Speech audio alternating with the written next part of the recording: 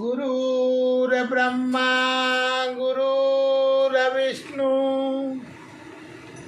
गुरुर्देवो महेश्वर गुरुर्साक्षात् परं ब्रह्मा तस्मै श्री गुरुवे ध्यानमूलं गुरुरमूर्ति पूजामूलं गुरुरपदं मंत्रमूलं गुरुर्वाक्यं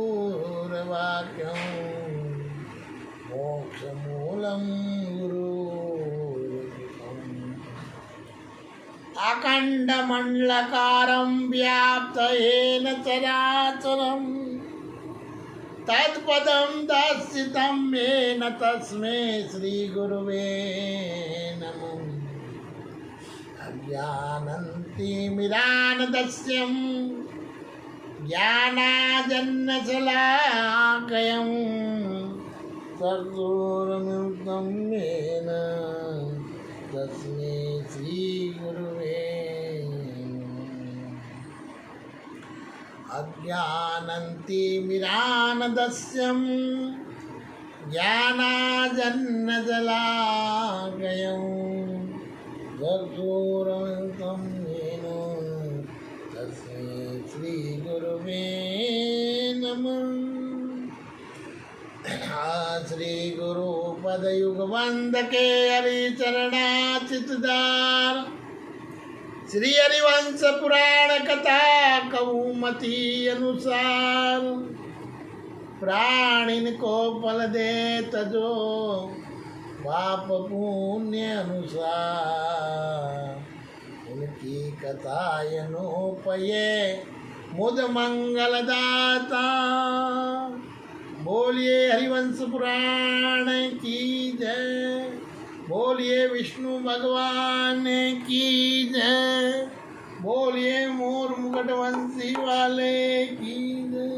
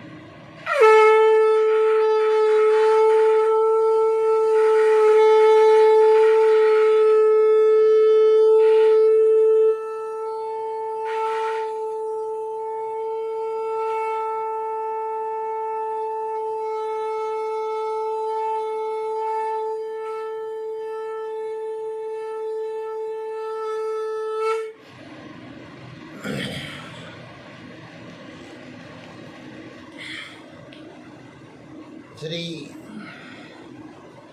हरिवंश पुराण कथा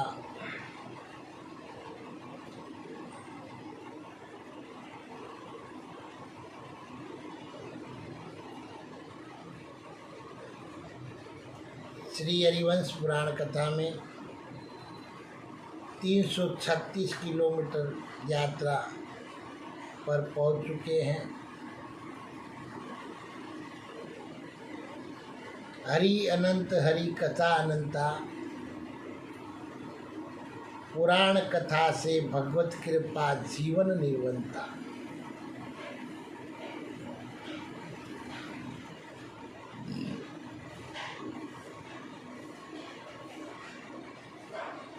कलयुग एक नाम दारा, सुमर सुमर पार उतारा। ढोल गंवार शूद्र पशु नारी, सकल ताड़ना के अधिकारी। व्यास गदी पर बैठे नारी, घर से बाहर निकले नारी। उस देश में पहले पापाचारी, उस देश में पहले भ्रष्टाचारी। उस देश में फैले गो हत्या, उस देश में फैले नारी हत्या। उस देश में फैले पुरुष फांसी, उस देश में फैले महामारी।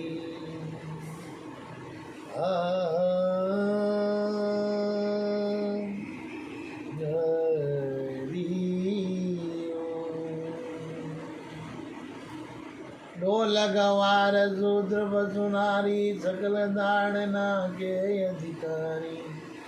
व्यास गदी पर बैठे नारी, उस देश में पहले पापाचारी, उस देश में पहले भ्रष्टाचारी।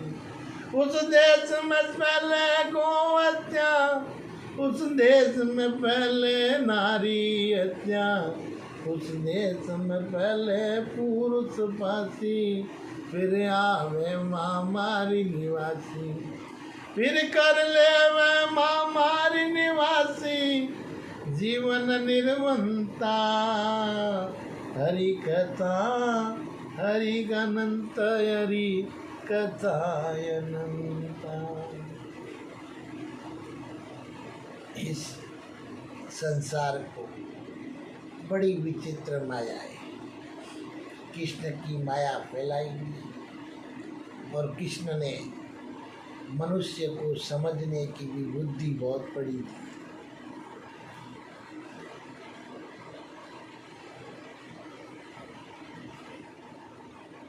कोई छोटा न कोई बड़ा।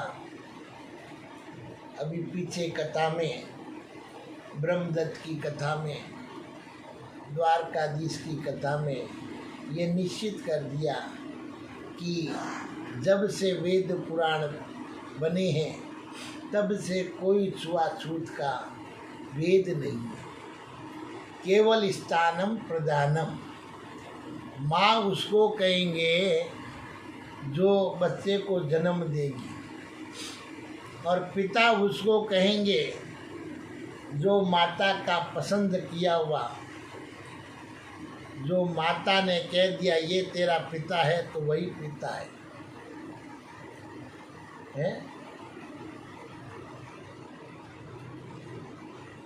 भगवान जब इंसान जंगल में रहता था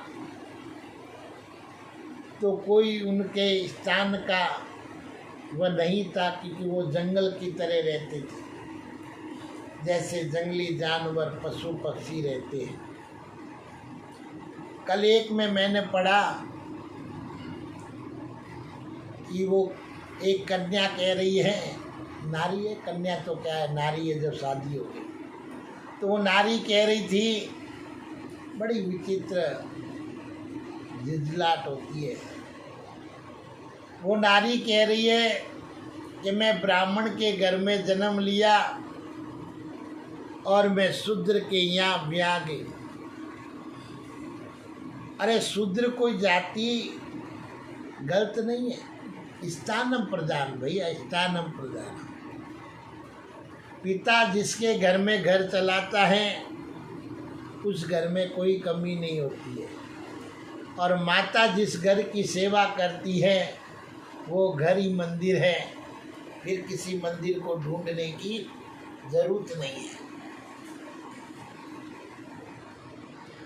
अब माता हो गई ब्राह्मण, पिता हो गया क्षत्रिय, और भाई हो गया व्यापारी, और पुत्री हो गई शूद्र।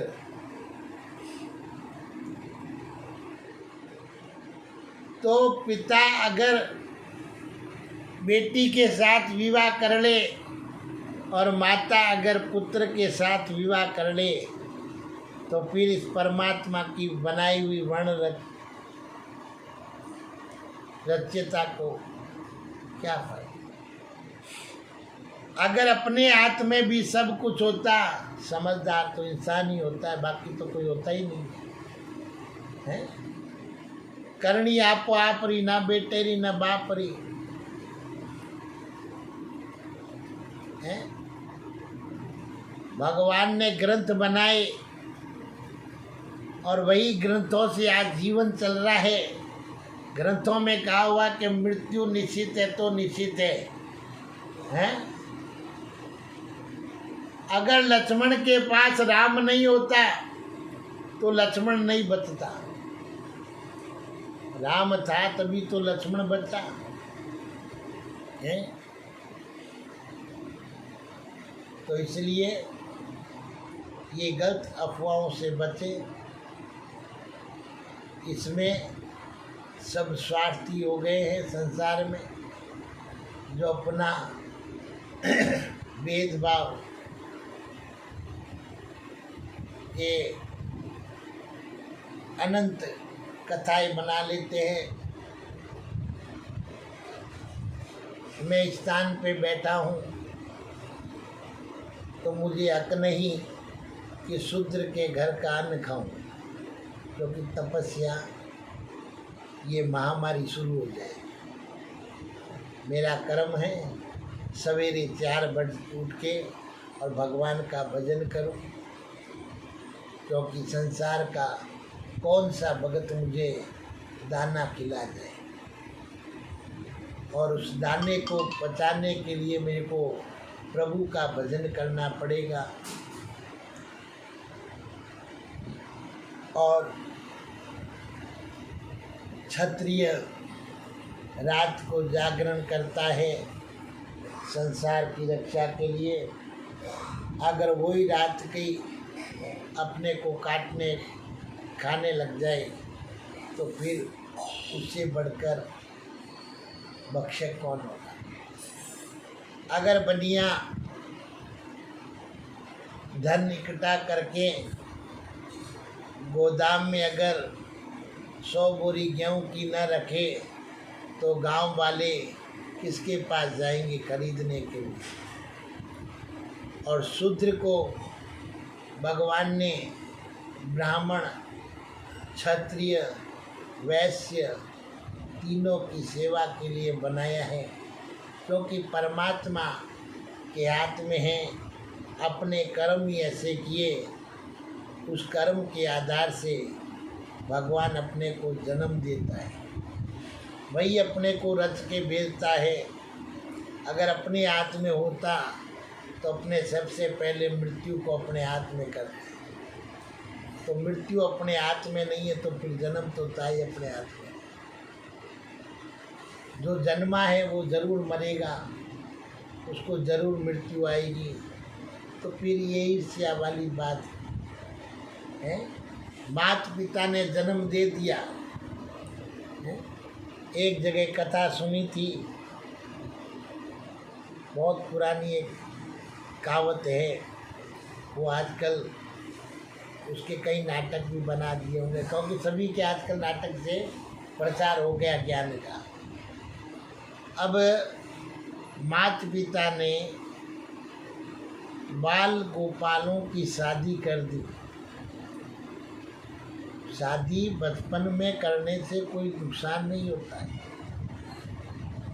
क्योंकि वो माता पिता ज्ञानी थे कि अनपढ़िया घोड़े चढ़ेर बढ़िया मांगे भीख। जो अनपढ़ हैं, बुद्धि पढ़ाई से नहीं आती है, स्कूल में जाके पढ़ने से बुद्धि नहीं आती, बुद्धि आती है घर के संस्कार से। अगर माता ने, अगर बहन ने, अगर पत्नी ने अपने हाथों से भोजन बनाया है तो उस भोजन में विद्या विराजमान है, क्योंकि अष्टलक्ष्मी में अग्नि कोण से विद्या लक्ष्मी प्राप्त होती है। तो उसके अंदर भोजन से विद्या प्राप्त हुई और उस माँ के अंदर ज्ञान, उस माँ ने जगत को पहचाना और पहचान के बोला बेटी का विवाह कर दें, बेटे का विवाह कर दें, तो बड़ा होके फिर इनके इच्छा में कोई वर कन्या जागे तो उसको बना दिया कि लव मैरिज हो गया। अरे क्या लव मैरिज, लव किसको कहते हैं, मैरिज किसको कहते हैं, कोई नहीं। लव मैरिज नहीं, लव का मतलब प्यार और मैरिज का मतलब शादी। संसार से तुम्हें प्यार हो, कृष्ण और राधा का प्यार, ऐसा प्यार होना जो माँ बेटी में होता है, बाप बेटी में होता है, भाई बहन में होता है। ये प्रेम ही तो है संसार में जुड़ाने वाला। जो प्रेम हो गए उससे शादी करने, शादी तो माता पिता में क्या अकल नहीं है, वो नहीं करवाएंगे हैं। जहाँ तुम्हारा लेखा लिखा हुआ है वहाँ तुम्हारी निश्चित शादी होगी। और भगवान द्वारकाधीश जब अपने द्वारकापुरी के सभी वासियों को जब समुद्र में पिकनिक के लिए, आजकल की भाषा है पिकनिक, तो उनको घुमाने के लिए वो ले गए थे। पूरा द्वारकापुरी के सभी निवासी गए थे। उसमें ये नहीं था कि ब्राह्मण नहीं चलेगा, शूद्र नहीं चलेगा, क्षत्रिय नहीं चलेगा, पनिया नहीं चलेगा, सभी गए। सभी के लिए भगवान ने व्यवस्था की, वहाँ परियों को बुलाई। इंद्रलोक से जो रूप रानियाँ थी, गांधारियाँ थी, उनको बुलाए और सबको एक एक एक एक एक एक एक एक दे दिया। और बड़ी रास लीला चली, बड़ी रचना चली। समुद्र ने भी खुश होकर उनको जगह दे दी और इतना आनंद बरसाया है। सब आनंद में खेले, प्रेम से खेले, किसी के मन में गलत भावना न जगी। हमेशा ऊपर से नीचे नहीं आना चाहिए, स्थान को स्थान प्रदान है।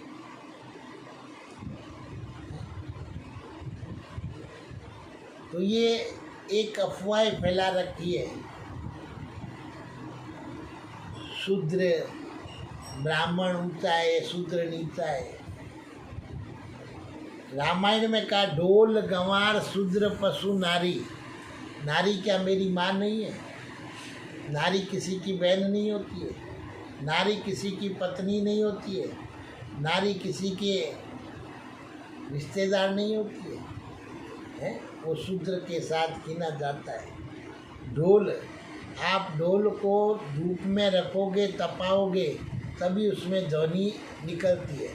ढोल को बिना तपाए ध्वनि निकाल लो हैं।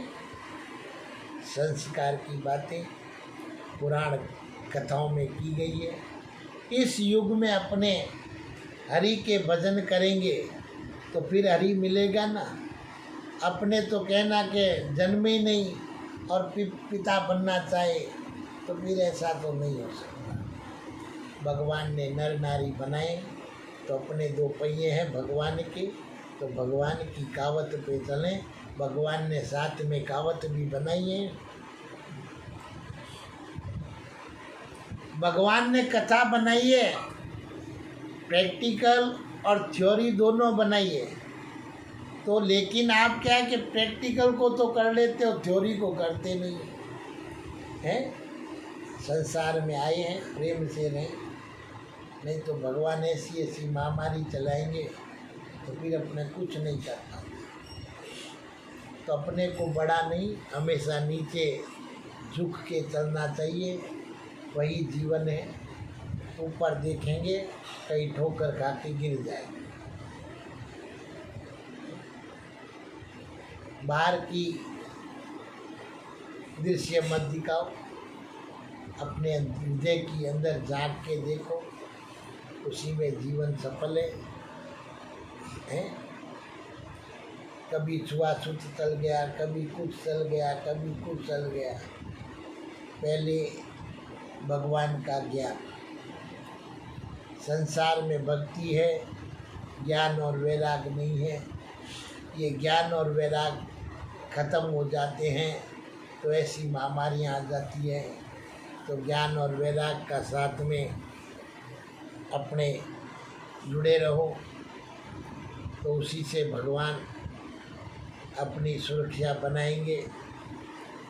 किसी का भी जीव अगर जाता है तो दुख होता है। एक बार गुरु और शिष्य की गाय मर गई तो गुरु ने बड़े विचित्र एक खेल खिलाया। गुरु ने शिष्य से कहा, बेटा क्यों रो रहा है? बोले, गुरुजी गाय मर गई। तो बेटा गाय थारी थोड़ी, परमात्मा रही, ले क्या तुम्हें दुख कही हो? गुरुजी को कहना मान लिया और गुरुजी बैठ गया। चलो ही बैठ गए और आपकी क्रिया शुरू होगी। अब थोड़ा दिन हुआ, गुरुजी उदास हो गया। काले चेले रो दिन और आज गुरुजी रो दिन है।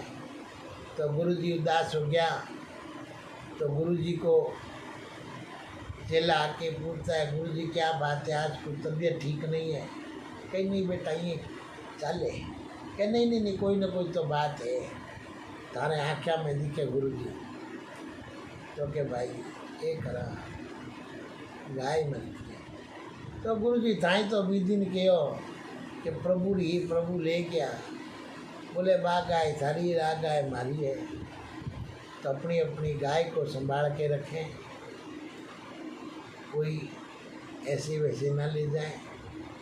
संसार में देवता दो है, ये दो देवता ही संसार को अपने को भटकाने वाले होते हैं। अगर हनुमान की भक्ति करें तो भगवान मिलेंगे, और कामदेव की भक्ति करेंगे तो काम का दंड मिलेगा। आज बहुत दुख की बात होती है कि जब जो घटनाएं पीछे चली, चाहे वो किसी की भी लड़की हो, किसी की बेटी हो, किसी की बहन हो, उनके साथ हुआ वो गलती हुआ, और उन गलत से भी महागलत लोग करते, मुर्दे को भी नहीं बख्शते, उसको जला देते। और उस जलने के कारण इस वायु में इतना प्रकोप आ गया कि किसी के बस में रोके पर भी नहीं रुकेगा। तो उस पाप से वायु में प्रदूषण हुआ, और प्रदूषण होकर ये महामारी आ।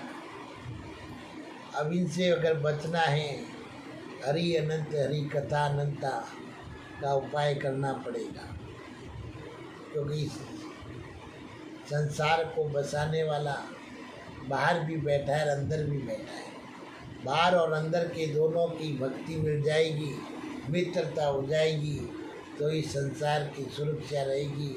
और बाहर और भीतर की मित्रता नहीं होगी तो संसार को कोई बचाने वाला नहीं है। तो बोलिए श्री कृष्ण भगवान की जय। हरि अनंत हरि कथाय अनंत, दीन दयाल जीवन निर्वंत। श्री हरिवंश पुराण कथा विष्णु पर्व 96 अध्याय जीवन निर्वंता। कश्यप के मना करने पर भी वज्रनाभ का त्रिलोक विजय के लिए प्रस्थान। श्री कृष्ण और इंद्र का प्रद्युम्न को संदेश देना और उनकी संतति के प्रभाव का उल्लेख करना, दैत्यों का प्रद्युम्न आदि के पुत्रों को बंदी बनाना, प्रभावती आदि का पतियों को तलवार देकर युद्ध के लिए भेजना, इनके द्वारा उनकी सहायता तथा प्रद्युम्न का अद्भुत पराक्रम। वेशभाई जी कहते हैं, जन्मजे अत्यंत तेजस्वी कश्यप मुनि का यज्ञ समाप्त होने पर अमित पराक्रमी देवता और असुर अपने अपने स्थान को गए। यज्ञ पूर्ण होने पर वज्रनाभ भी त्रिभुवन विजय की अभिलाषा लेकर कश्यप जी के पास गया। तब कश्यप जी ने उनसे कहा, बेटा वज्रनाभ, यदि मेरी बात सुनने और मानने योग्य हो तो ध्यान देकर सुनो। तुम अपने स्वजनों से घिरे रहकर वज्रपुर में निवास करो। इंद्र तपस्या में तुमसे बड़े चढ़े हैं, स्वभाव से ही शक्तिशाली हैं। ब्राह्मण भक्त कृतज्ञ भाइयों में ज्येष्ठ और उत्तम गुणों की दृष्टि से श्रेष्ठतम हैं। वे संपूर्ण जगत के राजा, सुपात्र और सत्पुरुषों के आश्रय तथा तीनों लोकों का राज्य पाकर समस्त प्राणियों के हित में तत्पर रहते हैं। वज्रनाभ तुम्हें उन्हें जीत नहीं सकते। जीतने के प्रयत्न में स्वयं ही मारे जाओगे। सांप को पैरों से टुकराने वाले की भांति शीघ्र ही नष्ट हो जाओगे। भारत वज्रनाभ का सारा शरीर काल के पास से बंधा हुआ है। जैसे मरने वाले रोगी को दवा अच्छी नहीं लगती, उसी प्रकार उसे कश्यप जी की बात पसंद नहीं आती तो अत्यंत खोटी बुद्धि वाले उस दुर्जय असुर ने लोक शिष्टा कश्यप जी को प्रणाम करके त्रिभुवन विजय का कार्य आरंभ करने का विचार किया। प्रजानाथ सजातीय बौद्धों तथा बहुत से मित्रों को ही योद्धों के रूप में साथ लेकर उसने विजय की इच्छा से पहले स्वर्गलोक को प्रस्थान किया। और इसी बीच में महाबली श्री कृष्ण और इंद्र दोनों देवताओं ने वज्रनाभ वध के लिए संदेश देकर हंसों को भेजा। वज्रपुर में एकत्र हुए महाबली महामनस्वी प्रमुख यादव वीर हंसों के मुख से वह संदेश सुनकर आपस में सलाह करके इस प्रकार विचार करने लगे। और इसमें संदेह नहीं कि आज प्रद्युम्न द्वारा वज्रनाभ का वध अवश्य होना चाहिए, परंतु वज्रनाभ और उसके भाई दोनों की कन्या भक्तिपूर्वक हम लोगों की भार्या हो गई है। वे सब की सब हर तरह से हमारा शुभ चिंतन करती है। इस समय वे तीनों दानव कन्याएं गर्भवती है, अतः अब हमें क्या करना चाहिए। उन तीनों का प्रसव काल शीघ्र ही आने वाला है। इस विषय में भली भांति वर्ष भर विचार करके उन महाबली यादवों ने उस समय अंशों से कहा, तुम्हें भगवान श्री कृष्ण और इंद्र के पास जाकर यहाँ की प्रयोजन युक्त सारी बातें कहनी चाहिए। प्रभु, तब हंसों ने वहाँ जाकर उन दोनों देवताओं से वहाँ की सारी बातें यथार्थ रूप से कह सुनाई। फिर उन दोनों ने हंसों को ये संदेश दिया कि यादवों, तुम भयभीत नहीं होना चाहिए। तुम्हारे उन स्त्रियों के गर्भ से इच्छानुसार रूप धारण करने वाले पुत्र उत्पन्न होंगे, जो अपने उत्तम गुणों के कारण स्पष्ट होंगे। वे उत्तम पुत्र गर्भ में रहते समय ही अंगों सहित संपूर्ण वेदों का ज्ञान प्राप्त कर लेंगे। इसी प्रकार उन्हें नाना प्रकार के अस्त्र शस्त्रों तथा भविष्य में होने वाली सारी बातों का स्वतः ज्ञान हो जाएगा। वे जन्म लेने पर तत्काल ही तरुण एवं अच्छे पंडित हो जाएंगे। प्रभु, उनके ऐसा कहने पर वे हंस पुनः वज्रपुर को गए। वहाँ उन्होंने यादव कुमारों से देवराज इंद्र और श्री कृष्ण का संदेश कह सुनाया। और उस समय प्रभावती ने एक पुत्र को जन्म दिया जो अपने पिता के समान ही सर्वगुण संपन्न था। भारत वह तत्काल युवावस्था को प्राप्त हो गया तथा उसमें सर्वज्ञाता भी थी। नरेश्वर उसके 1 मास के बाद चंद्रवती देवी ने भी एक पुत्र उत्पन्न किया जो अपने पिता के समान ही सुंदर एवं शक्तिशाली था। उसका नाम चंद्रभ्रम था। भारत वे भी तत्काल युवावस्था को प्राप्त हो गया और उसमें भी सर्वज्ञता थी। तत्पश्चात साध्वी गुणवती ने भी एक गुणवान पुत्र को जन्म दिया। वे दोनों बालक तत्काल युवावस्था से संपन्न और संपूर्ण शास्त्रों के मर्मज्ञ हो गए। वे दोनों युद्ध में आगे बढ़ने वाले थे।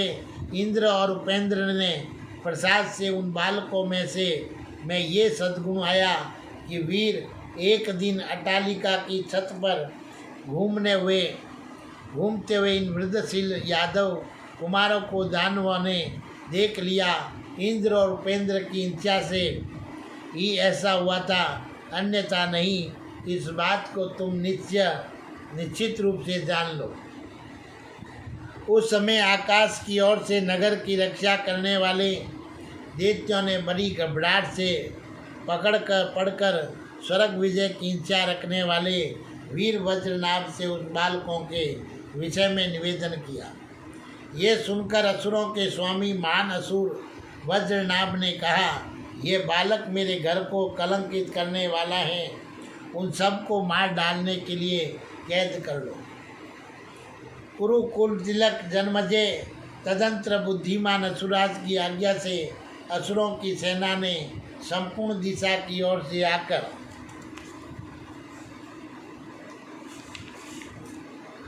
नगर को घेर लिया और सब और इधर उधर यही बात सुनाई देने लगी, पकड़ लो, शीघ्र मार डालो शत्रुओं को दंड देने वाले। असुरराज के आदेश से समस्त सैनिक ऐसी बातें बोल रहे थे और ये बातें सुनकर और उस बालकों की पुत्र वत्सला माताएं शोक से व्यथित होकर रोने लगी। उस समय उन रोती हुई देवियों से प्रद्युम्न ने हंसते हुए कहा, दानव कन्याओं तुम डरो मत, तुम्हारा सर्वथा भला हो। जब हम सब प्रकार से जीते जागते यहाँ खड़े हैं तब ये दैत्य हमारा क्या कर लेंगे।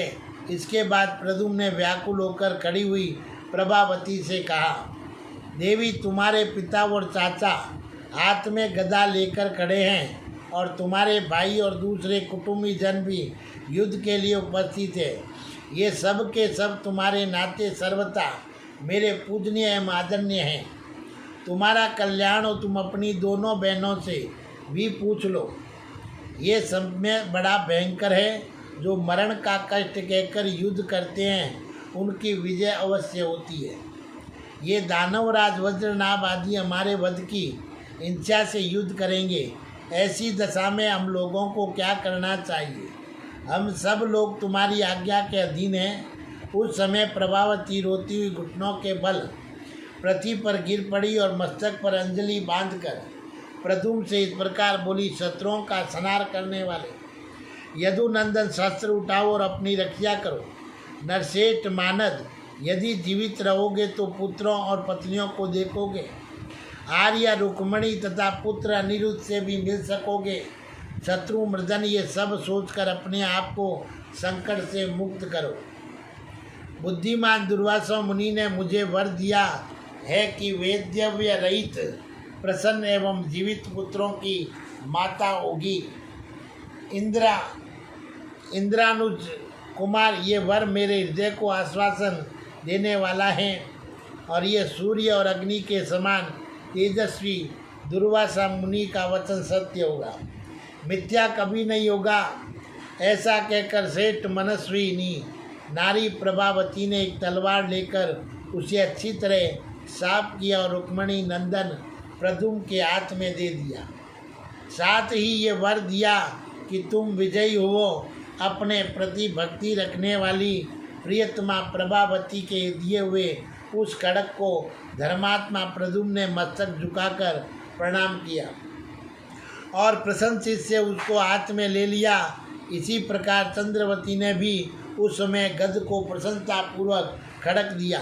तदंतर गुणवती ने भी महात्मा श्याम को तलवार भेंट की। तदंतर प्रभावशाली प्रद्युम्न ने विनती भाव से खड़े हुए अपने सारथी हंस केतु से कहा, तुम यही यादवों तथा श्याम के साथ रहकर असुरों के साथ युद्ध करो। शत्रु दमन में आकाश तथा संपूर्ण दिशाओं में युद्ध करूँगा। ऐसा कहकर मायावियों में सेठ प्रद्युम्न ने माया से एक रथ का निर्माण किया और कुरुनंदन मनस्विनी प्रद्युम्न अनंत शरीर वाले सहस्त्र मस्तकों से युक्त एक नाग को, जो समस्त उत्तम नागों से भी उत्तम था, अपना सारथी बनाकर और उस मुख्य रथ के द्वारा प्रभावित का हर्ष बढ़ाते हुए असुर सेना में उसी तरह विचरने लगे जैसे तिनकों में आग फैलती है। प्रद्युम्न विषधर सर्पों के समान भयंकर अर्धचंद्राकार वेदन पतली नोक वाले तथा गाधन मोटे अग्रभाग वाले बाणों द्वारा दैत्यों को पीड़ित करने लगे। असुर भी उत्तम निश्चय का हास्य ले रणभूमि में मतवाले होकर इधर उधर से शस्त्रों द्वारा कमल नयन प्रद्युम्न पर प्रहार करने लगे और प्रद्युम्न ने कितने ही असुरों की भुजाएं काट डाली, जो कयूर और कंकण की कांति से प्रकाशित हो रही थी, एवं कितनों के कुंडल युक्त मस्तक भी धड़ से अलग कर दिए। अत्यंत तेजस्वी प्रद्युम्न ने सुरों द्वारा कटे हुए असुरों के मस्तकों, शरीरों और उनके टुकड़ों से वहाँ की सारी धरती पाट दी और युद्ध में विजय पाने वाले देवराज इंद्र देवताओं के साथ आकाश में खड़े होकर बड़ी प्रसन्नता के साथ दैत्यों और यादवों का युद्ध देख रहे थे। जिन दैत्यों ने गद और शाम पर आक्रमण किया, वे सब के सब काल के काल में चले गए, मानो अगणित जल जंतु महासागर में निमग्न हो गए। उस समय उस युद्ध को विषय स्थिति में देखकर हरिवान देवराज इंद्र ने गद के लिए अपना रथ भेज दिया।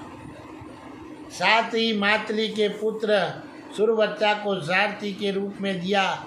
इसके सिवा देवेश्वर ने शाम की सवारी के लिए अपना ऐरावत हाथी भेज दिया।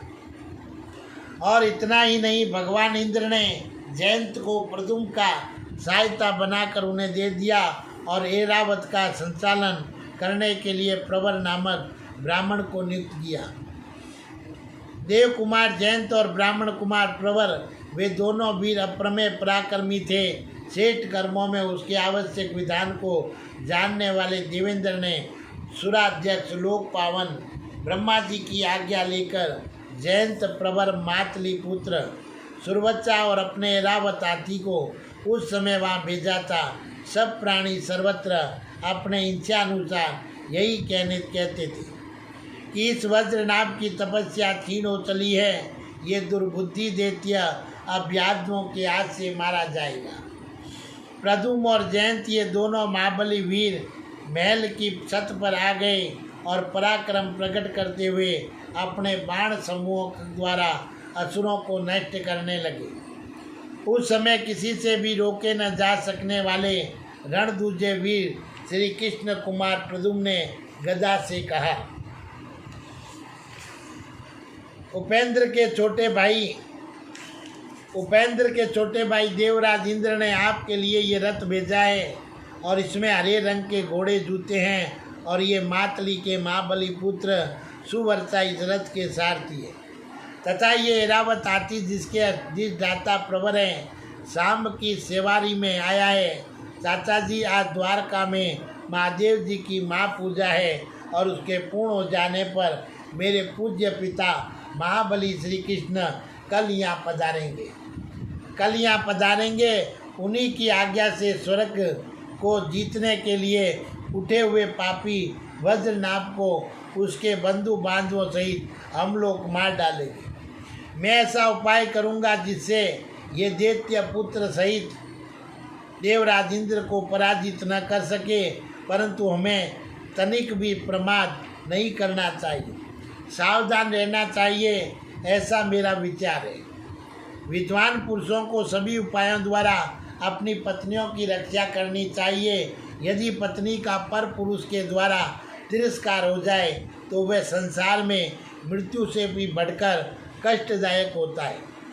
गद्द और सांप से ऐसा कहकर महाबली प्रद्युम्न ने अपनी दिव्य माया से करोड़ों प्रद्युम्नों की सृष्टि कर डाली तथा दैत्यों ने जो दुर्निवारी अधिकार का उत्पन्न किया था उसे नष्ट कर दिया।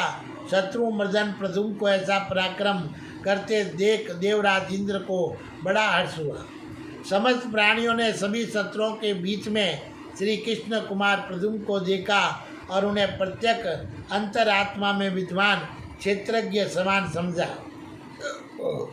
इस प्रकार युद्ध करते हुए रुक्मणी कुमार प्रद्युम्न की वह सारी बात बीत गई और उन्होंने अपने अत्यंत तेज से असुरों के 3 हिस्सों को नष्ट कर दिया। श्री कृष्ण कुमार प्रद्युम्न सम्रागण में जब दैत्यों के साथ झूंझते रहे तब तक जयंत ने गंगा जी के जल में संध्योपासना कर ली। फिर महाबली जयंत आकर जब तक युद्ध करते रहे तब तक प्रद्युम्न ने भी आकाश गंगा के जल में संध्योपासना का कार्य पूर्ण कर लिया। बोलिए श्री कृष्ण भगवान की जय।